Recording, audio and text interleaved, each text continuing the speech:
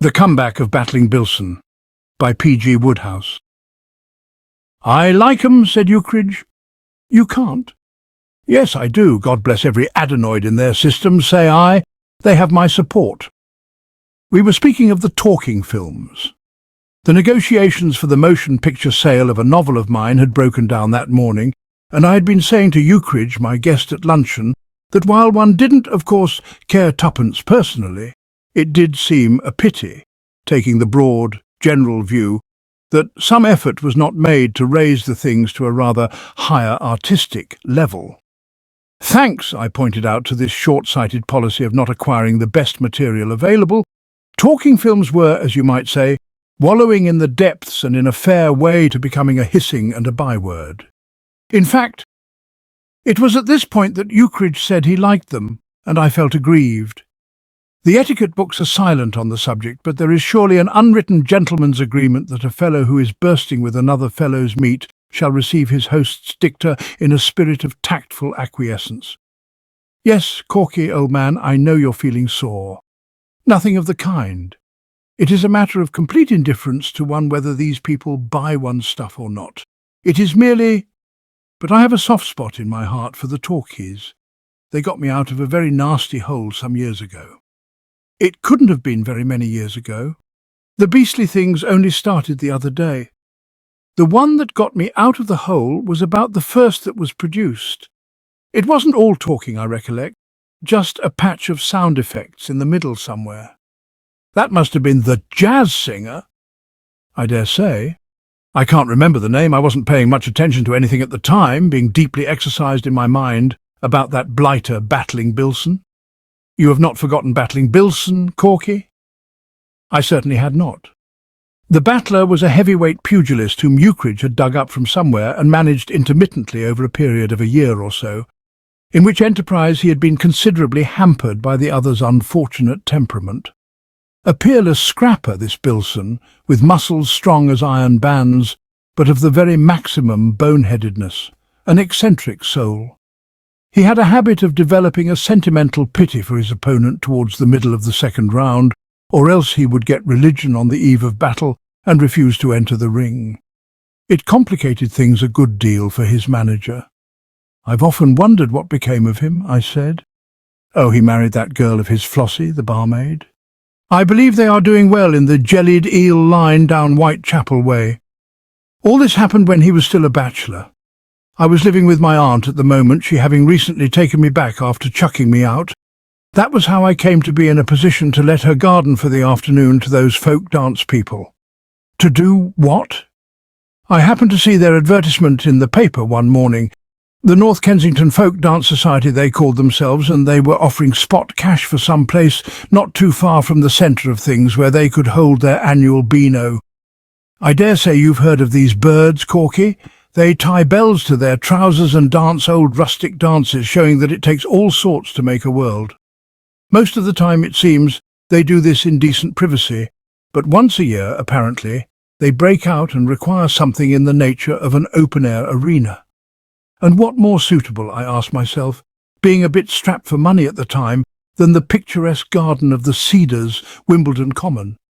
But what about your aunt? You mean her views regarding having a platoon of North Kensington hoofers prancing about on her carefully tended lawns? There, laddie, with your customary clear-sightedness, you have put your fingers on the very nub of the thing. Aunt Julia would have had a fit at the mere idea. Most fortunately, however, she was scheduled to go off on a lecture tour. So, taking this fact into consideration, I felt justified in nipping round to the headquarters of these St. Vitus's patients and negotiating the deal. I found the ONSEC a little less open-handed than I could have wished, but eventually we came to terms, and I left with the cash in my pocket.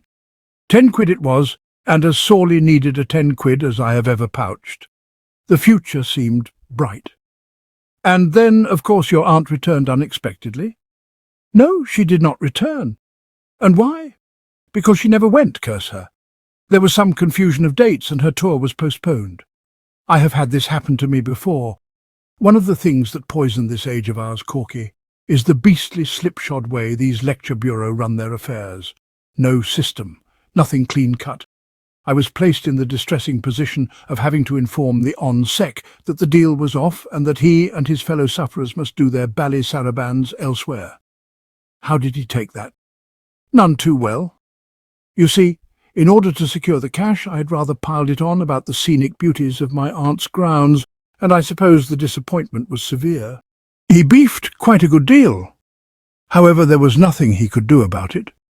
The real trouble was that I was now, naturally, in common honesty, under an obligation to return him his money. You mean, he threatened to jug you if you didn't? Well, yes, there was some informal talk of it, and what made my position one of some embarrassment was that I had spent it all. Tell me, I said, has this story got a happy ending? Oh, yes, it ended happily. You did go to prison, then?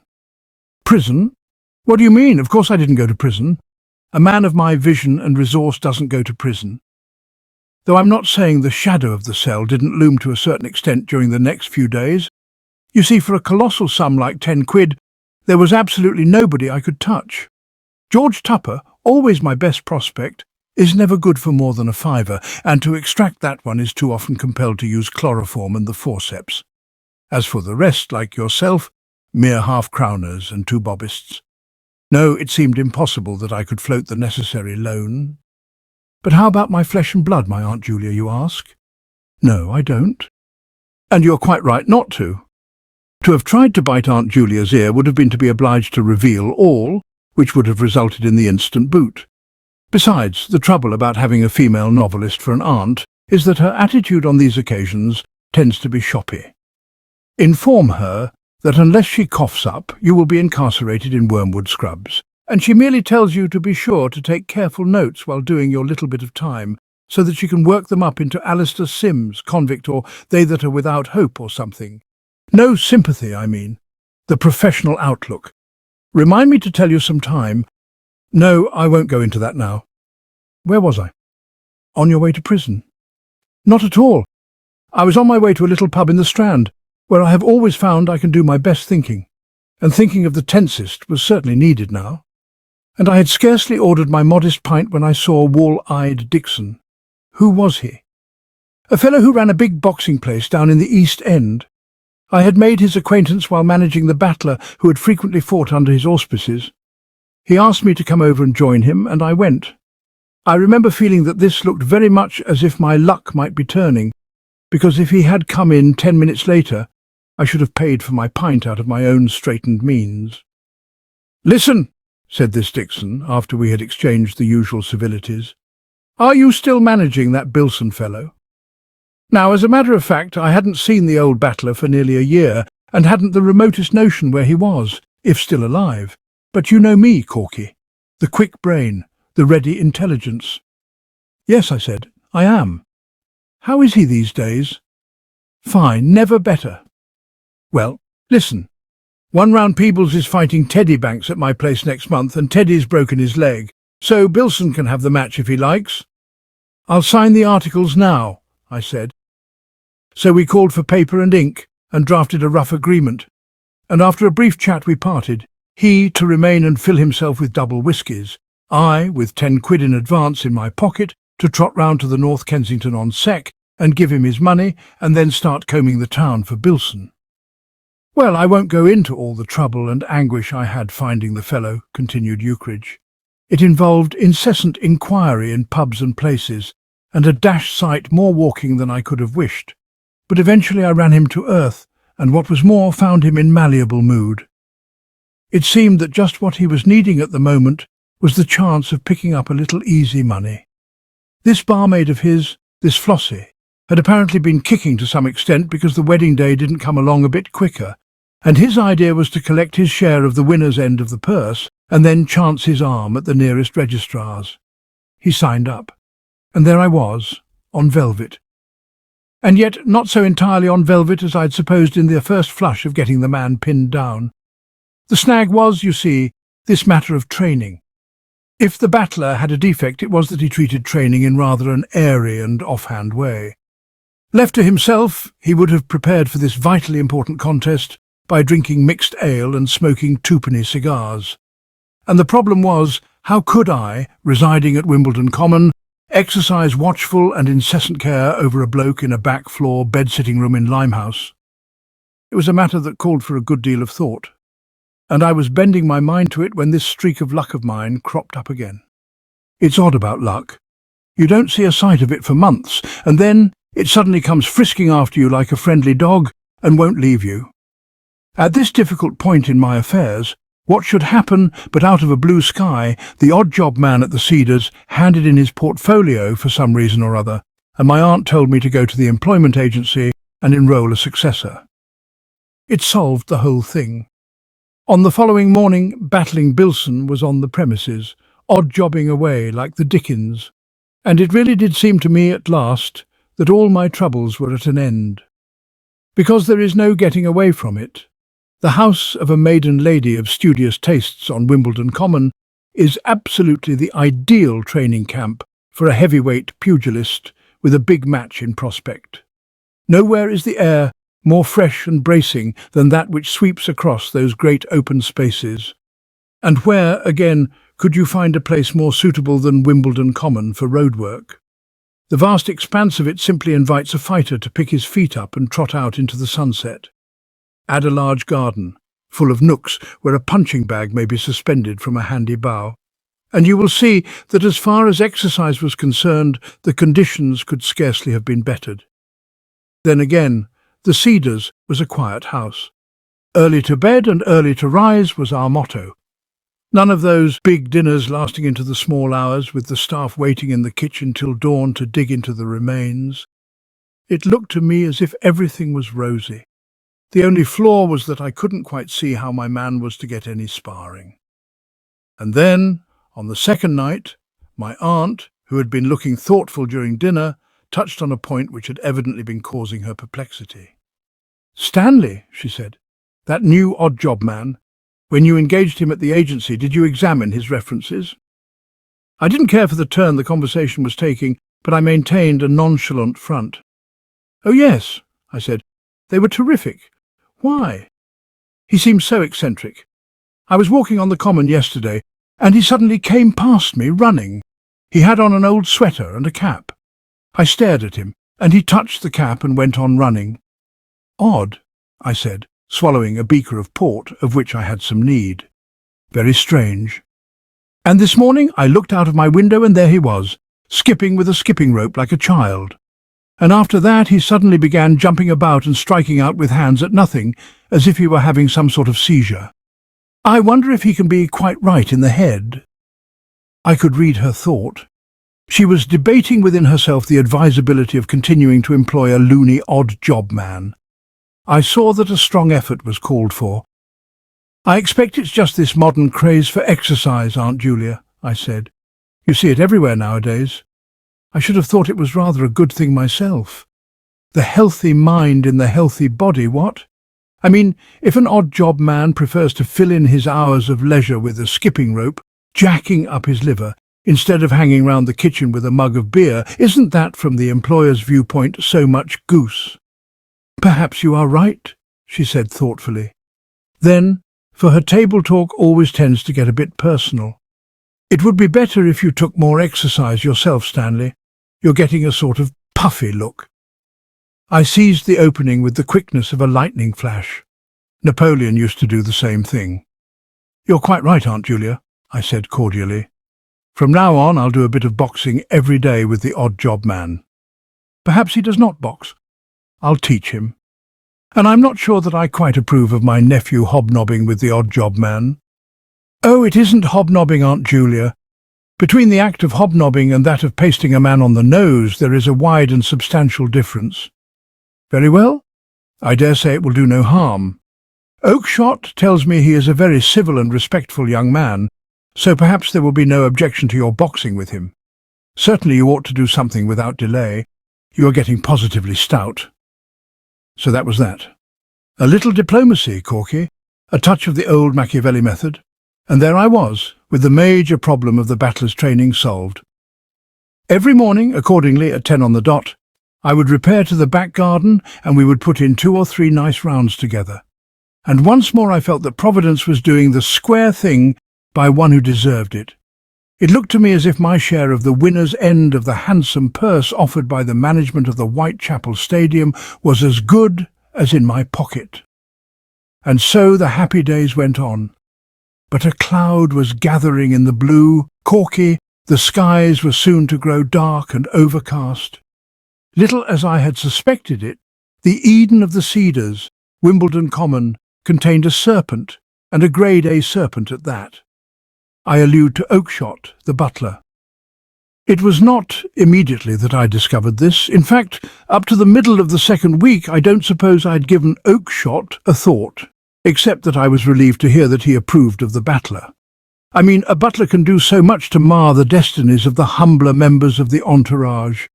A word from Oakshott, for instance, to the effect that in his opinion the butler was unfitted for his odd-job manly duties, would have been enough to cause my aunt to sack him on the spot.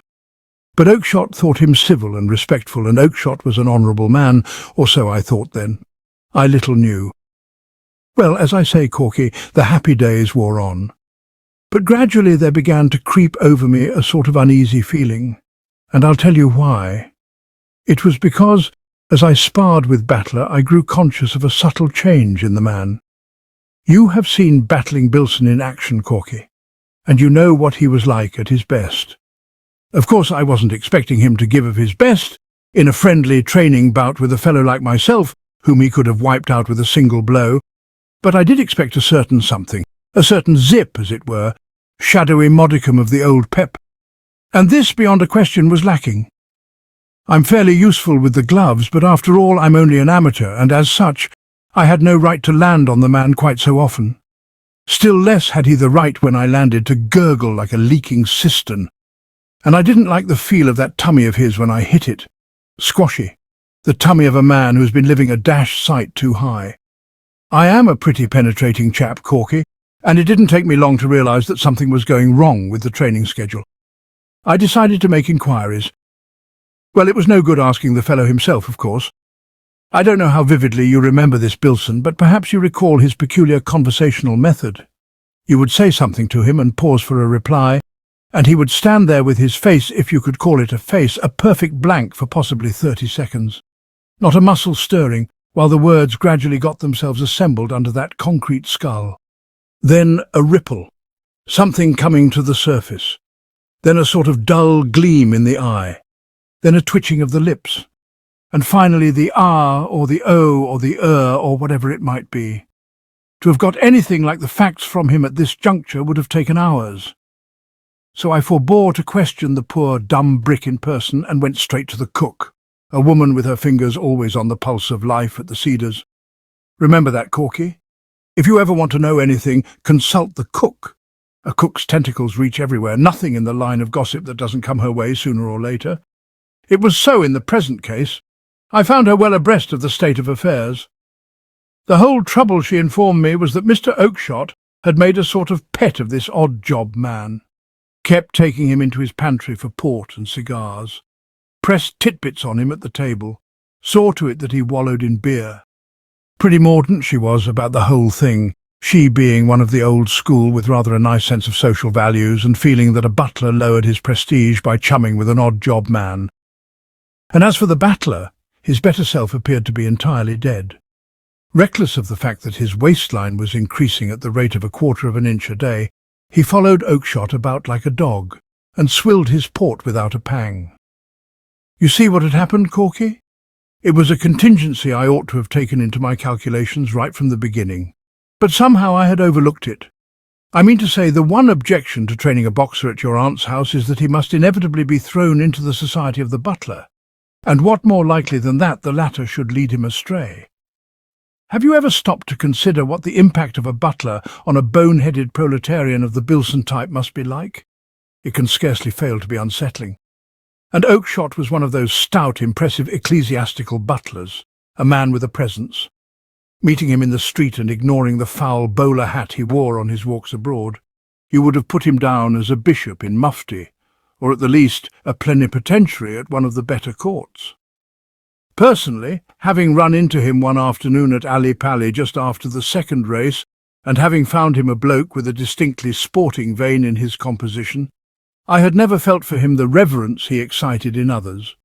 More one of the boys than a butler was the way I had always regarded him. But I could see that to battling Bilson, a chap brought up in the cruder surroundings of the Wapping waterfront, and accustomed all his life to look upon a silver-ring bookie as the highest thing in the social scale, he must have seemed like a being from another and more rarefied world. Anyway, be that as it may, there was no room for doubt that he had fallen under this butler's glamorous spell, and something had got to be done to switch off the other's heady influence before it was too late. I went in search of Oakshott immediately and found him outside my aunt's study, just closing the door. "A visitor for Miss Eucridge, sir," he explained. I was not interested in my aunt's visitors. "Oakshott," I said, "I want a word with you." "Very good, sir. In private." "If you would care to step into my pantry, sir." We headed for the pantry, and I started in. "It's about the odd job man, Oakshott." "Yes, sir." "I hear you've been giving him port." "Yes, sir." "You oughtn't to do that." "It is not the best port, sir." "I don't care what port it is, what I'm driving at." I paused. I could see that this was going to be a bit difficult. The only thing to do seemed to be to lay the cards on the table. "Look here, Oakshott," I said. "I know you're a sportsman." "Thank you, sir. So I'll tell you something I wouldn't care to have generally known. This chap, Bilson, is really a boxer. He's under my management, and I've brought him here to train for a most important fight. At the Whitechapel Stadium on the 16th of next month versus one-round Peebles, yes, sir." I goggled. "You know?" "Yes, sir. I always make a practice of attending the meetings at the Whitechapel Stadium as often as my duties permit. I have frequently seen the young fellow performing there, and I heard that this match was in prospect. Personally, I do not fancy the young man's chances." "Well, dash it," I said, "nor do I, if you lush him up with port all day long when he's supposed to be training.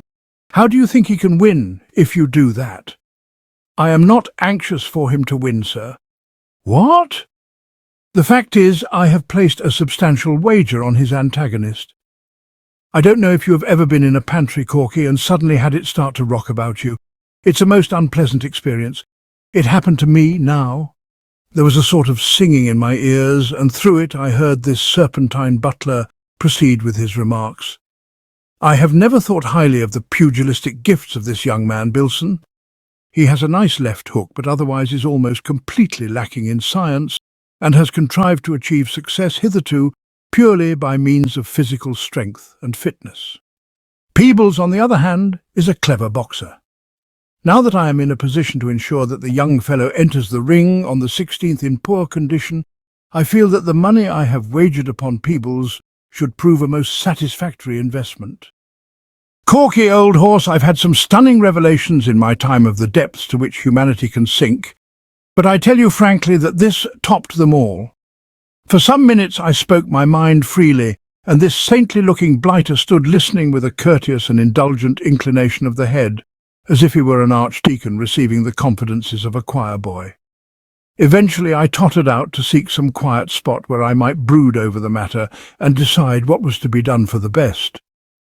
And I was just going through the hall when the door of my aunt's study opened, and I heard her calling to me to come here for a moment in a voice which, in my experience, has always heralded trouble and a general quivering of hell's foundations. I feared the worst. Nor had my instinct deceived me. Do you know what had happened, Corky? You remember that when I found Oakshott, he had just been showing in a visitor. Who do you think that visitor was? The ONSEC in person, no less.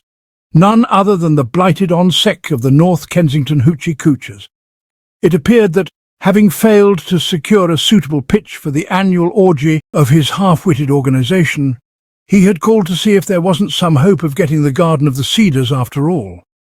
Apparently I had boosted the glories of the place so shrewdly that the man's imagination had become inflamed, and he was feeling like somebody who had been excluded from paradise. So in he had popped, and within 2 minutes had spilled the entire beans.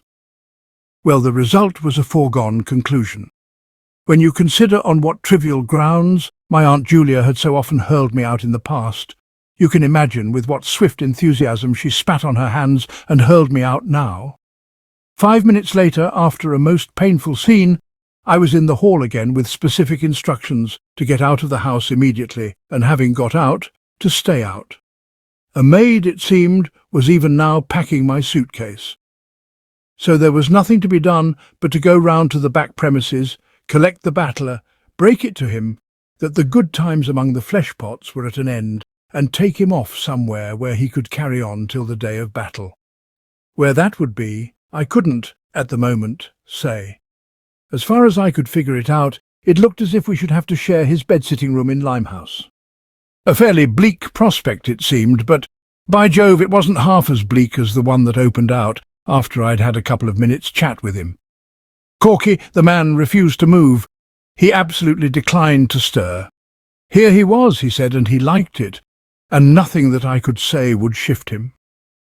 So the upshot of it was that I had to leave him there, and you can imagine that it was in sombre mood that I lugged my suitcase to the tube station, my aunt not having had the common humanity to blow me to a taxi.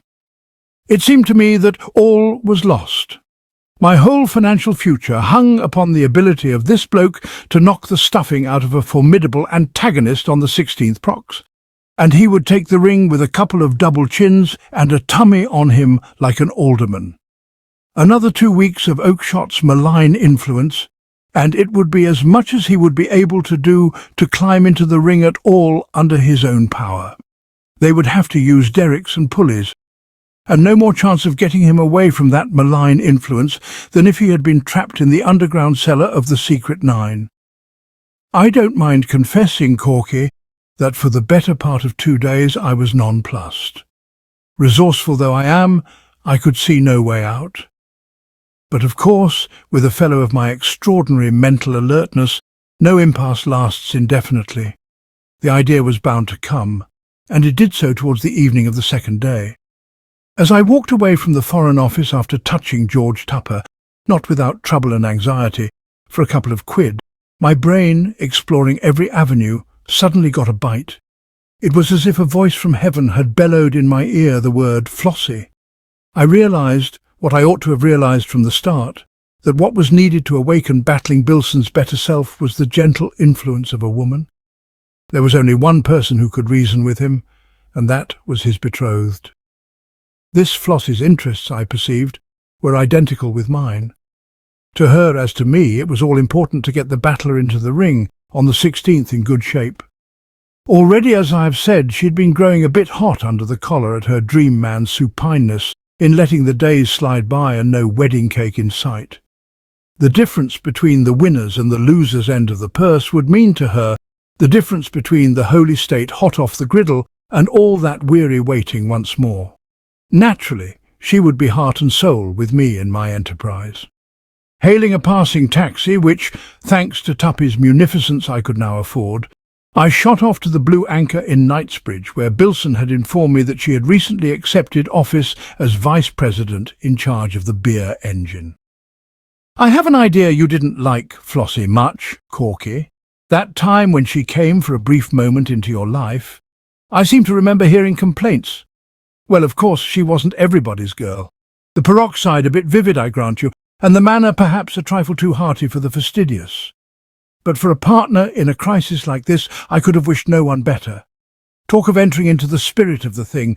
Well, when I tell you that she actually went to the trouble of selecting the heavier of her 2 parasols in case of anything in the nature of backchat on the part of her affianced, you will understand that it was not merely moral support that I was getting from her. We set off for Wimbledon together, up and doing with a heart for any fate. For of course we both saw that a visit to the Cedars must be paid without delay. What I told her about the battler had convinced her that the evil had gone so deep that only the promptest measures could avail. It was her purpose to call at the back door, ask for Bilson, take him, when he presented himself, by the left ear, and by that ear lead him back onto the straight and narrow path. "Him and his port," she kept saying, and there was something about the way she spoke that thrilled me. I can't remember ever having admired a girl more. She reminded me of Boadicea. The journey to Wimbledon ran into money, of course, but you can't stop to count the pennies when great issues are at stake. We did it in a taxi, and it will give you some idea of my state of mind when I tell you that the sight of the figures leaping up on the clock occasioned me none of the usual feeling of nausea. I was indifferent to them. I felt like that French general who brought up the reserves to the Battle of the Marne in taxicabs. Do you suppose he worried about the way the clock was going up? Of course not. And presently the old familiar road hove in sight, and we stopped outside the Cedars, and I boosted Flossie out in order that she should go around to the back door and get into action. All things considered, it seemed more prudent that I should remain in the vehicle. My aunt has an unpleasant habit of doing a bit of gardening sometimes in the evenings, and to get soaked with weed killer or chased off the premises with a trowel would have been foreign to my policy.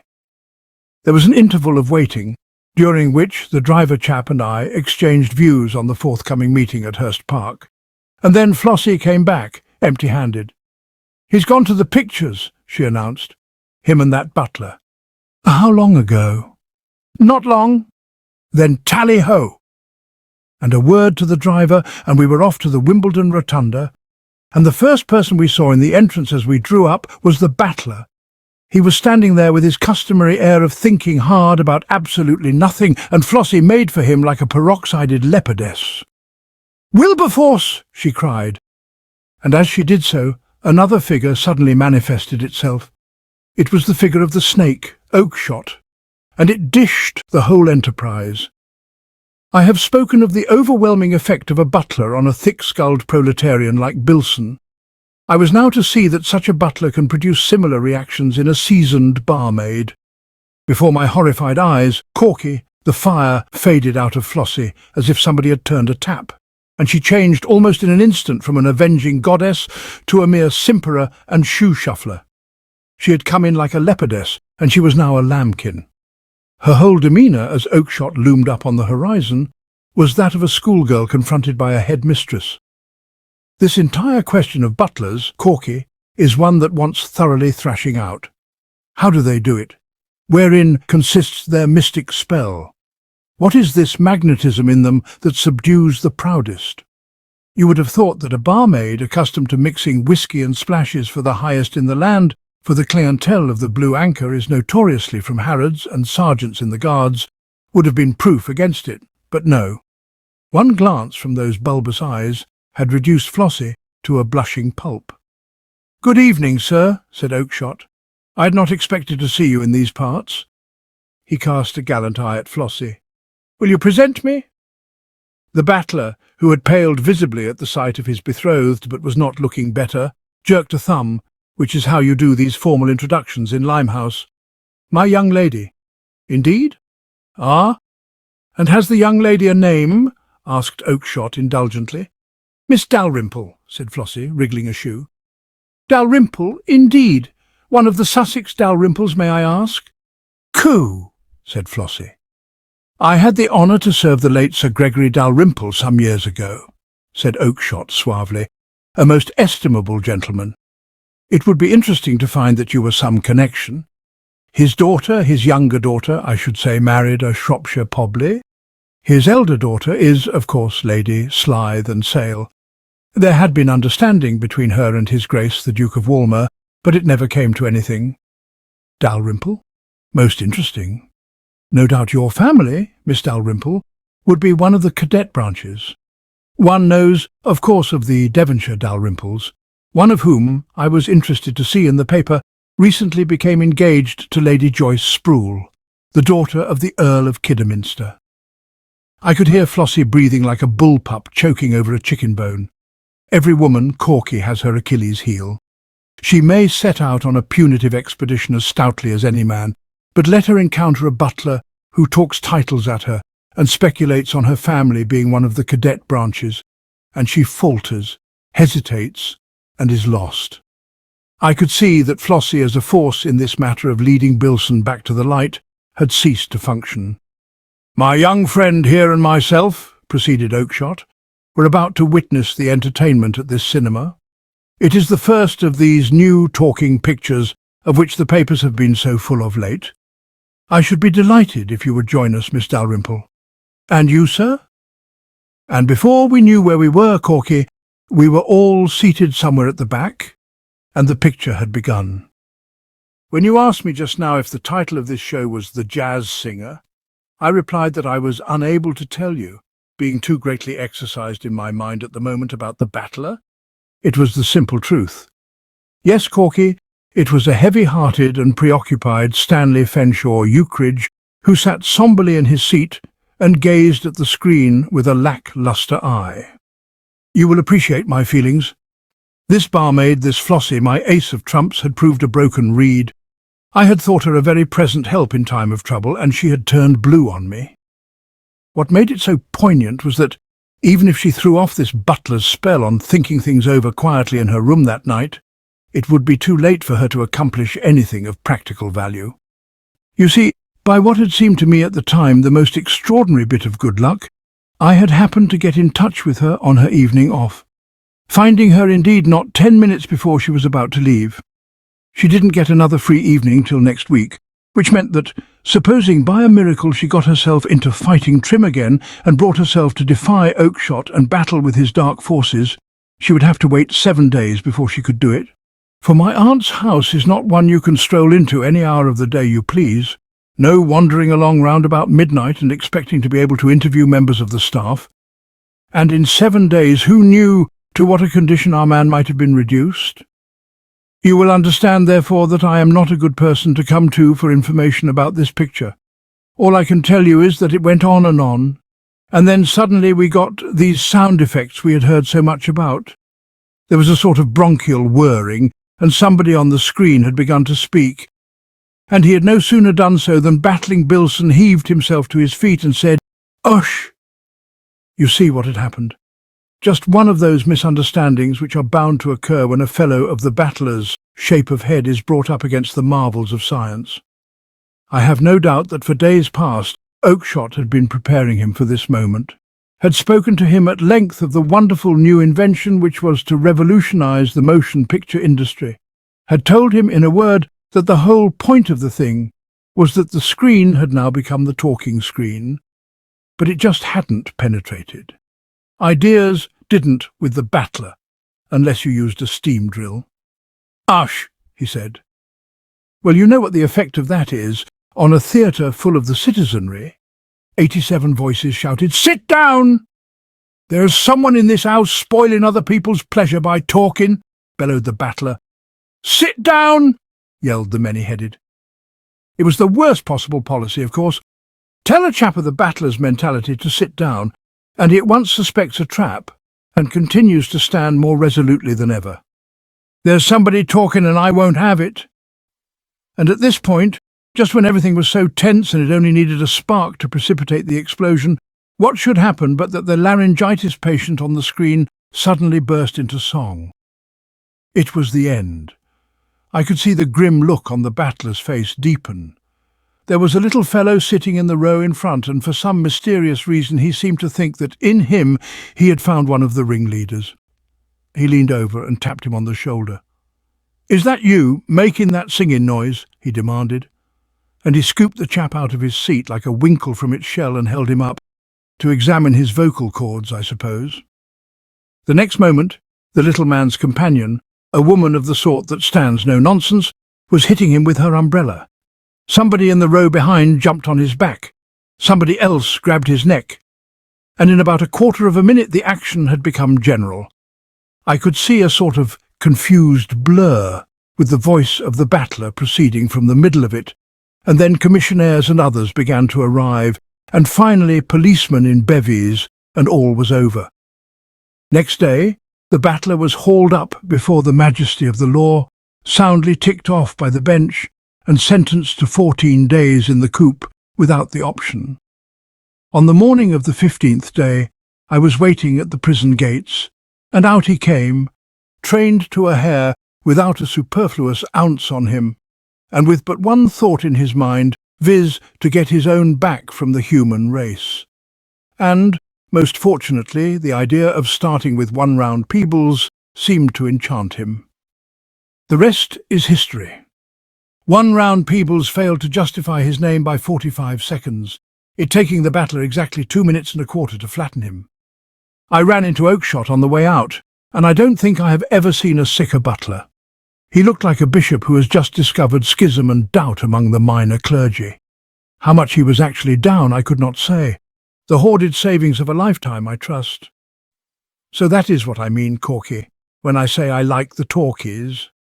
Those responsible for their production may turn down the tripe you write, and for that I am of course sorry, especially as I had been hoping on the strength of the sale to get into your ribs for a trifling sum. But I cannot recede from my opinion. I like 'em.